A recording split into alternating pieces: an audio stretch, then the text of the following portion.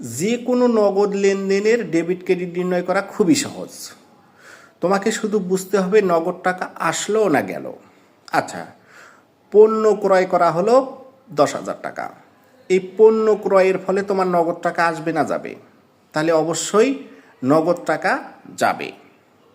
তাহলে ক্রয়ের ফলে নগদ টাকা যাবে, বেতন প্রদানের ফলে নগদ টাকা যাবে, ভাড়া প্রদানের ফলে নগদ টাকা যাবে, কমিশন প্রদানের ফলে নগদ টাকা যাবে, বিমা প্রদানের ফলে নগদ টাকা যাবে। এই সমস্ত ঘটনার ফলে তোমার কাছ থেকে নগদ টাকা চলে যাবে। যদি নগদ টাকা চলে যায় তাহলে নগদান হিসাব অবশ্যই কি হবে? ক্রেডিট হবে। এবং এই কারণগুলো হবে তোমার ডেবিট।